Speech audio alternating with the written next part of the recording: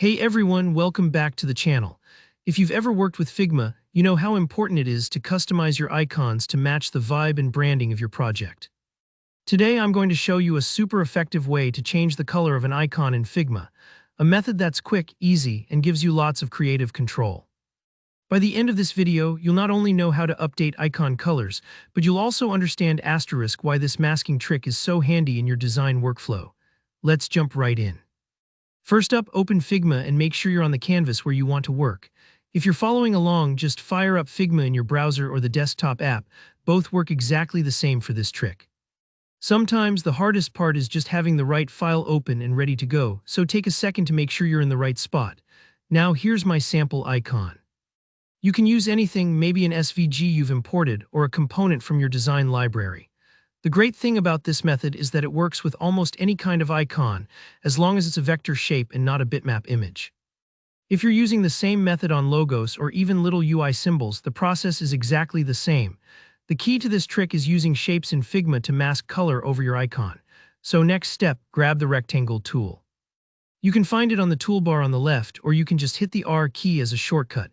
Draw a rectangle that completely covers your icon. Don't worry too much about getting it exact. Just make sure the whole icon is under the rectangle. Here, while we're using a rectangle, this shape is going to act like a layer of colored glass over your icon. Whatever color you fill the rectangle with will become the new color of your icon once we use the mask feature, a helpful way to quickly rebrand or adapt assets without fussing over individual icon paths. Time to bring it all together. Select both your icon and the rectangle. You can do this by holding Shift and clicking on both layers in the Layers panel, or just dragging to select them both on the canvas. Double-check you've got both elements, rectangle and icon, because Figma needs both selected to make this work. Right-click on your selection and choose Use as Mask from the context menu. Sometimes people get tripped up here, so if you don't see Use as Mask, check again to make sure you've got both layers selected, the rectangle on top and your icon beneath. And that's it, you've just changed the icon's color.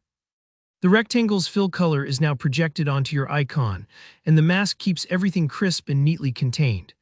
If you ever want to change the icon's color again, just select the rectangle and play around with the fill color in the right-hand panel.